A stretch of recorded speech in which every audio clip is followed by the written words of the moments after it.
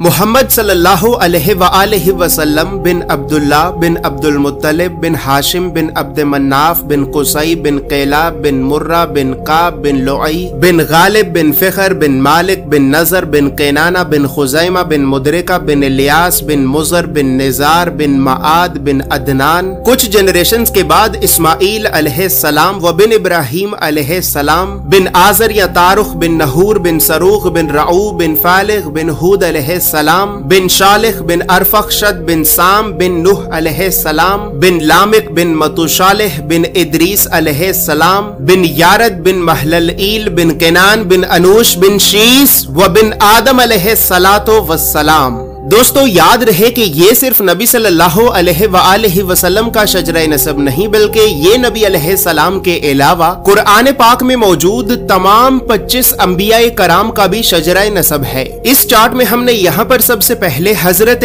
آدم علیہ السلام سے لے کر نبی صلی اللہ علیہ وآلہ وسلم تک تمام 25 انبیاء کرام کے ناموں کو ایک ترتیب کے ساتھ لکھا ہے، اور پھر ہر نبی کا قرآن پاک میں کتنی مرتبہ نام لے کر ذکر کیا گیا ہے۔ ان تمام انبیاء کرام کو لوگوں کی ہدایت اور رہنمائی کرنے کے لیے جن علاقوں اور شہروں کی طرف بھیجا گیا تھا، تو ہم نے اس چارٹ میں ان تمام علاقوں اور شہروں کے ناموں کو بھی لکھا ہے۔ اور سب سے خاص بات یہ ہے کہ یہاں پر ہم نے سبز رنگ سے نبیوں کے ناموں کو لکھا ہے اور سرخ رنگ سے رسولوں کے ناموں کو لکھا ہے، تاکہ آپ کو بآسانی معلوم ہو سکے کہ ان 25 نبیوں میں سے نبی کون تھے اور رسول کون تھے۔ اس کے علاوہ اس چارٹ میں ہم نے اللہ رب العزت کے 99 صفاتی نام اور پھر ان ناموں کے نیچے ہم نے ڈیبیٹڈ پروفیٹس یعنی ان 10 نبیوں کے ناموں کو بھی لکھا ہے کہ جن 10 نبیوں کے نبی ہونے کے بارے میں تمام مسلمان علماء میں اختلاف پایا جاتا ہے، کیونکہ ان 10 نبیوں کو قرآن پاک میں کہیں پر بھی نبی نہیں کہا گیا ہے۔ اس کے علاوہ چارٹ میں موجود سرخ رنگ 5 اولو العزم نبیوں کو ریپریزنٹ کرتا ہے، جبکہ بلو کلر بنی اسرائیل کے نبیوں کو ریپریزنٹ کرتا ہے۔ اور اسی طرح 25 نبیوں میں سے 23 نبی ایسے بھی ہیں کہ جن کا ذکر قرآن کے علاوہ تورات، زبور اور انجیل میں بھی موجود ہے، لہٰذا اسی وجہ سے ہم نے ان انبیاء کرام کے عبرانی اور یونانی ناموں کو بھی اس چارٹ میں لکھا ہے۔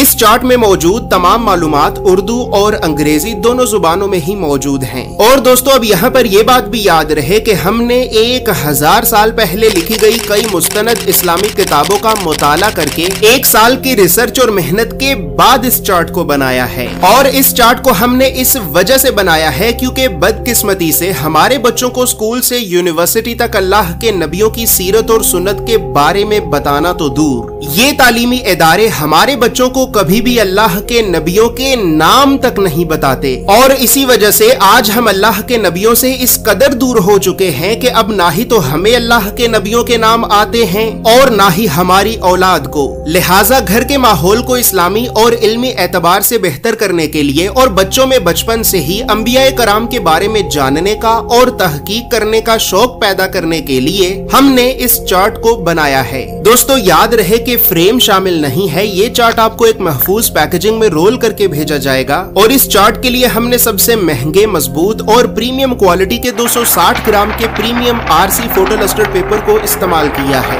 اور لوکل انک کی بجائے خاص طور پر جاپان کی برانڈڈ انک کا استعمال کیا ہے۔ مزید تفصیلات کے لیے یا پھر تمام انبیاء کرام علیہم السلام کے اس مکمل اور مستند شجرہ نسب کو حاصل کرنے کے لیے آپ ابھی ہماری ویب سائٹ islamiccharts.com کو ضرور وزٹ کریں۔